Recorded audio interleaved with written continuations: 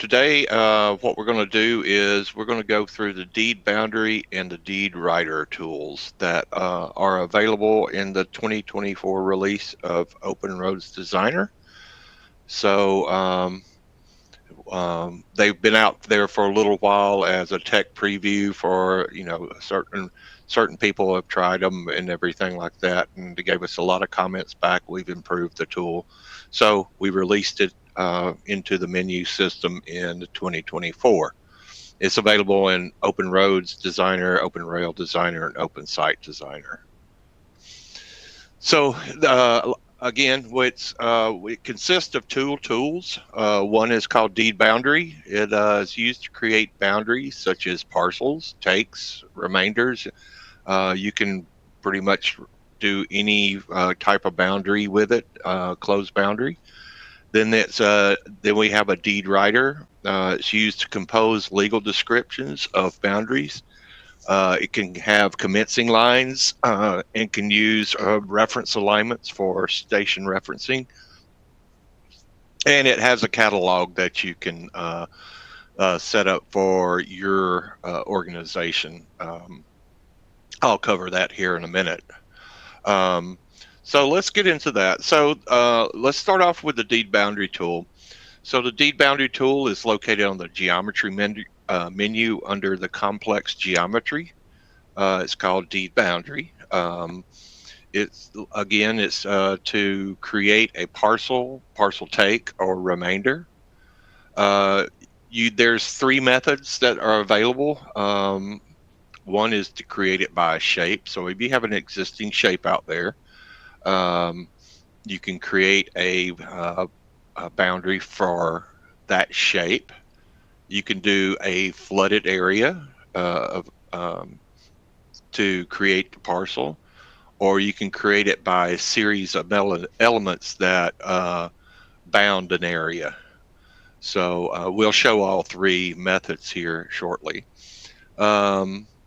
It allows for the inclusion of a commencing line. So if you have a commencing line, it does need to be drawn, the commencing line. So if you have a commencing line, you can pick it up as for part of your legal description when you go to create it. It does include, if you have need station offset, it does include a prompt to give it a reference alignment for stationing and offset. So that's the right-of-way tool, the deed boundary. So what we're going to do, the way it works is each method, whether you pick a shape or flood or a series of elements, once it has a closing or a bounded area, it's going to ask you where the point of beginning is. So that's the first little screen menu there. So you'll see a circle, and I'll show this live too here in a little while. And then once you accept where the point of beginning is, it asks you for the direction around the parcel. So you can go clockwise or counterclockwise. And then, of course, when you data point, it will actually create the boundary. And it is geometry, so you can annotate it. We'll show all of that here shortly. So let's take a look at our first one here. So what I'm going to do, the deed boundary tool, and I'm going to do not use a commencing method right now. We're going to do a shape element. So I just have a microstation shape. You can see I've picked the shape. I told it where the POB was and told it what direction it was. Very quick, very simple. So it's created me a parcel right there. And it does use feature definitions. So I was using the active feature definition. So that was with a shape. So let's look at using elements. Now the way this works is what we'll do is go out, and I'm going to zoom into an area here. And we're going to zoom into this area right here. So I'm just going to pick the lines that bound this shape. And it determines the bounding shape, and I tell it where the POB is, what direction, and when I accept it, it creates the parcel. So that's using elements. And the next one is using by flood. So the next one is I'll go in here and pick by flood fill, and it looks for the bounding area automatically, tell it the POB, the direction, and it creates the parcel. Very quick, very simple. So that's the way it creates the actual parcel in there. All right. Now we're going to look at using a commencing line. So I've got a commencing line I've got drawn out here. So we're going to create there's my commencing line that goes from a monument to the point of beginning of my parcel. And so when I pick the create boundary tool, I say, okay, I want to use a commencing line, and I pick the commencing line, and then it's asking me what parcel it goes to. So I basically pick the parcel, the point of beginning, and the direction. And that's all you have to do to include that commencing line with that parcel. And it does group them together. And I can show you how it does that here shortly.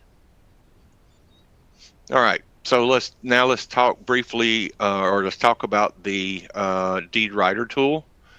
So the deed writer tool, it allows you to create legal description using phrases commonly used. It does include commencing lines if you use those. You can have preambles in there, lines, curves, spirals, and it also calculate the area of your parcel when you if you need that.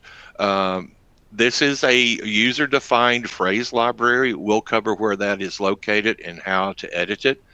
And so it is located under the Geometry tab under Reports. There's the Deed Writer tool. So we'll go through and cover this. And if you used Geopack back in the day, this is the idea. I won't call it, we didn't model it after it, but the idea of the Deed Writer tool is similar to that. It does have a little bit more functionality. I think it's easier to use myself, but I wasn't a huge Geopack user at the time. So anyway, we'll go through and take a look at that. So the first one is with commencing line. So from the last video you saw, I created the parcel. So I'm going to pick the Deed Writer tool. And in this case, I'm not going to pick a reference, but I'm just going to pick my parcel. And you can see on the left-hand segments pane, it shows the commencing and the boundary. So the first off, I've got a disclaimer, and you can see I can fill in fields in the disclaimer. If you notice, the blue text in the preview is being filled in for that. And then I add it. So the lower window is what your actual parcel description is going to look like. So you've got choice fields or option fields that you can pick from. For instance, compass direction, compass quadrant, things like that. So you can see I'm picking some. Then you can also have key in text fields. In my case, it's like section, township, range, if you have those in your state. This is just an example of what you can do. You can see here I'm section 19, township 21, range 25. And then I can key in the county. Of course, you can make that an option button, and I can key in the state.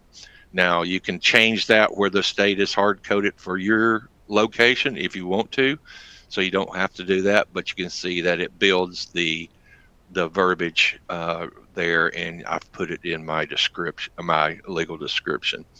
Now what I'll do is I'm going to begin at a like the northeast, southeast, or northwest corner of section so-and-so, and so I've told it that I'm beginning at the northwest corner of that section. And now I'm going to go around down my commencing line to my POB. So what I do is I pick the first call on my commencing line, and I add it to my list. and then I pick the next one, add it to my list, and the next one, and add it to my list. So you can see it's building up the calls all the way down this commencing line. And then I'll say to the POB at the end of that. Now I'm going to go through and describe my parcel. So I'm going to put a space in there. And what I want to do is I want to go in, and from the POB, I'll put that statement in, and then I start going through each call around the parcel. You notice I've got the first one there, and I've got the second one there. Now this is, if you haven't noticed, it's actually populating the data from the parcel itself into there. So you can see here that it's got those, it knows whether it's right or left, and then the line, the last line. And then to close out my legal description, I've got a statement that says close to the POB.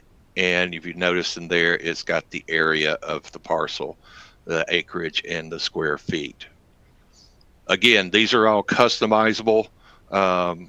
This is just an example we deliver with the product, so you can use this automatically. And then you can save the parcel out. You can also highlight it in that window and cut and paste it if you'd like, or you can save it as a text file. So you can put it however you need to on whatever you need to. It's just plain text. It's not anything special as far as a doc file or an Excel or anything like that. So that's with a commencing line. Now we're going to do one with a reference line here. So the way that works with the reference, you'll see here in a minute. I'm going to give some examples of that. We're going to use the deed writer, and we're going to use the same one. But instead I'm going to pick a reference line, and then I'll pick my boundary.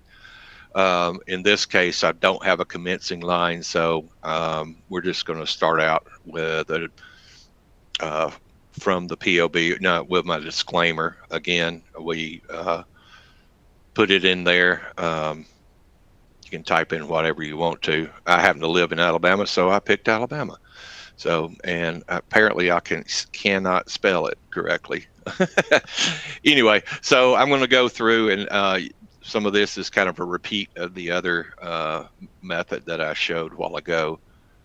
So we're going to go in and do the same thing as I did earlier, and go through and type in the information that I want and pick the information where it's available. And once I get through with this, I'll show you where it does the references to the station. And you can see it's put it there. Now I'll start, after I put in the statement to the POB, or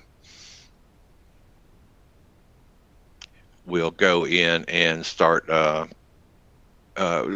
doing the calls around the property or the parcel.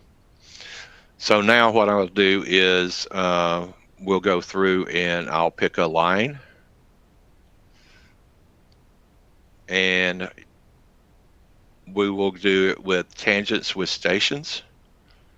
So you can see there, once I pick the line, it has the beginning station and ending station of that tangent section. It also has the bearing and distance on there.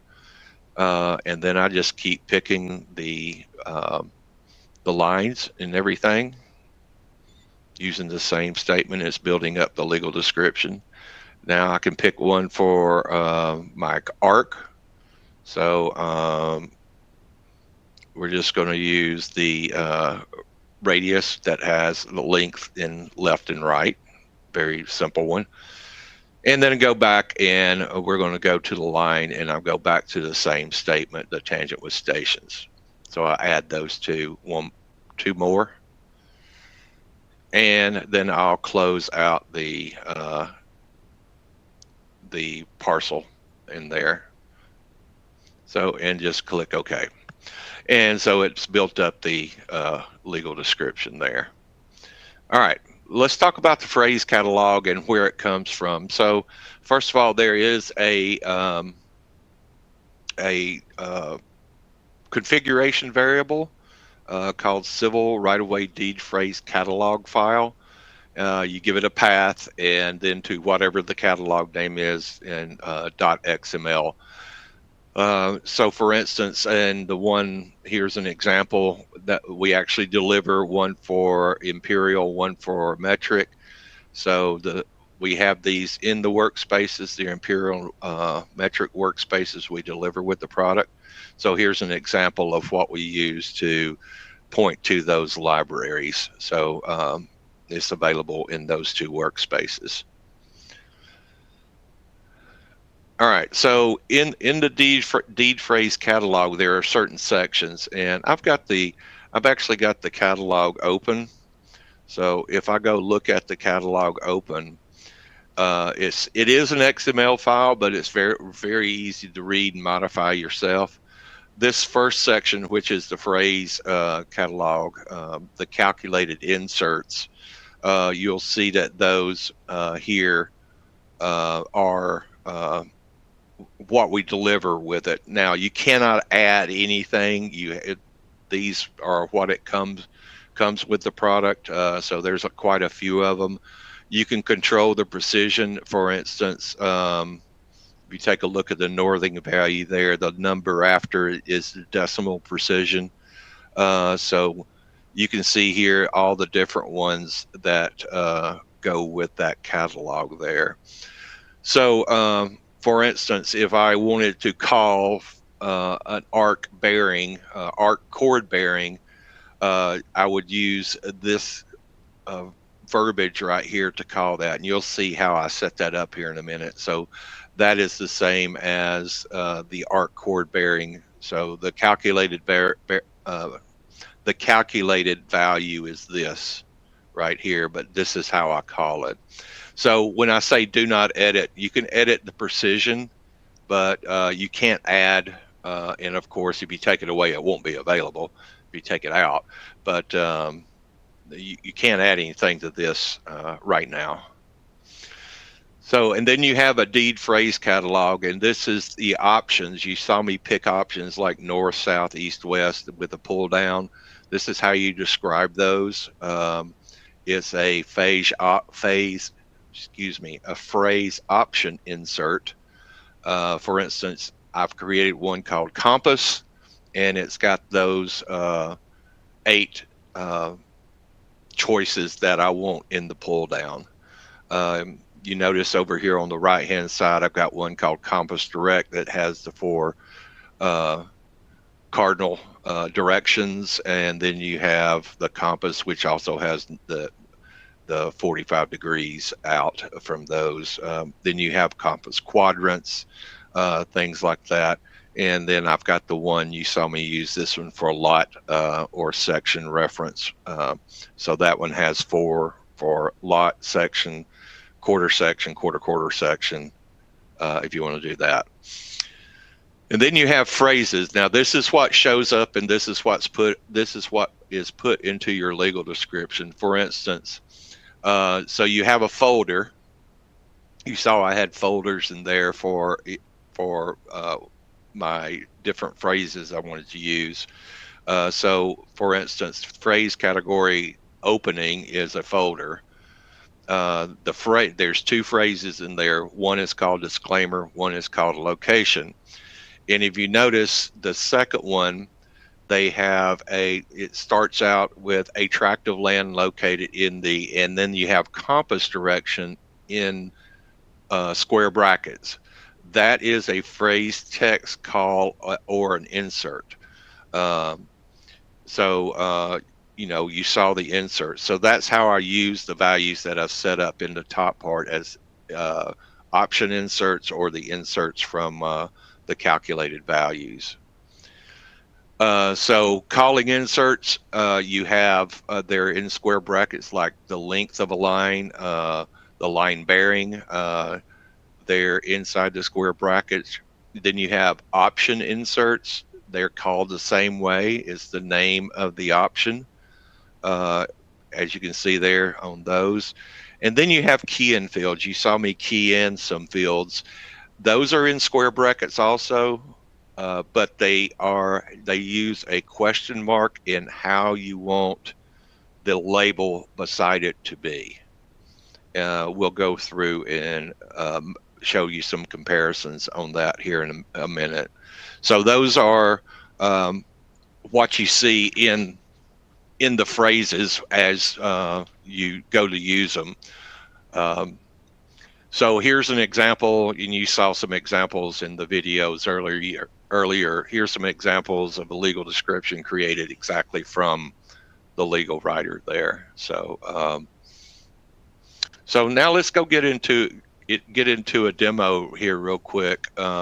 So first of all, let's talk about this for a second. So if I wanted to create a phrase, so I've got all of these different phrase calculated inserts. For instance, deflection angle, deflection minutes, deflection seconds. I've got verbose ones for bearings. So it will spell out north and degrees and minutes and seconds and west. So it spells everything out. So that's what the verbose ones are. So you can see there that I've got several of the verbose ones on there. Also too, for arc length, for instance, there's the one for arc length. So if I wanted to create one, so here's my drop down menus that I wanted. That's the option inserts and the values I wanted to put in there. So what I would usually do is, if I wanted to create a new one, I would go in and copy from where it says phrase option insert to phrase option insert. I would copy that, and we'll go in here and paste that in. So we'll do a little thing here. Let me let's see. Let me change my font here to make it a little bit bigger, so you can probably see it a little bit bigger. Let's do that to about, I don't know, 18. And there we go. So I've created a new one. So if I wanted one to be, I don't know, maybe owner, something like that, and you could, have an option in there for city. You could have, the next one might be county or state. And if you had another one called business, and then you might have one that's, so I'd copy this other section down, and you might have another one called private, something like that. I don't know. So I'm just making one up here. So so now I could insert one called owner in square brackets into my phrase, and these are the options that you would have for that. So you can create your own phrase or option inserts. So let's go down and talk about a phrase, and we'll go through and create one here. So for instance, if I wanted a new phrase here, so let's just go out here, and the way I do it is I copy one that already exists. There's a short one. That way I get all the syntax and everything, all this stuff. So I would give it a name, and we'll call it, I don't know, we'll call it a tangent. I've already got one with station. We'll call it, we'll just do it with stations. We'll just show how to do that. So what I would do in here is I would go through and say, okay, so I would put a semicolon, because that's just syntax of legal descriptions. And then I would put thence, because the semicolon would actually put it in right after the previous statement. So I'd say thence a I could do a distance of, and I know I want a value there, a calculated value there. So I would say I'm going to do my square brackets right there. I know I'm going to put something in there, and I could say, and a direction of, and I will say, well, I need square brackets there. I need something in there. And a beginning station of, and I say, well, I know that's a calculated value, so I'm just going to put my, square brackets. And I could go on and finish that, but what I would do is say, well, thence a distance of, so I'd come back up here to the top and say, okay, my tangent, so there's my line bearing. So we got length here, so I would copy that and come down here and say length. And if I wanted direction, so I'd come back up here and say line bearing. Okay, I want my line bearing. And we'll come back down here and do my line bearing. And then for station, beginning at station so-and-so, I've got, where is my station? Here's my begin station. So I copy that. And I would paste it into these square brackets there. So that's how you would create a phrase. So you would type the regular text, and in the square brackets, you would put the computed values. So that's how you set it up. And when you load it, you would see this new one with station. Well, I've already got one with station, but you would see that phrase in your catalog there. Now, I'm not going to save that, but now we'll go in and do an actual demo here. So I've got a parcel. You probably saw this a little bit ago. I've got a parcel, some road, and I've got some existing right-of-way and some new right-of-way, things like that. Got labels and stuff. For instance, this parcel here. Let's do the one on the bottom since we did the ones on the top earlier.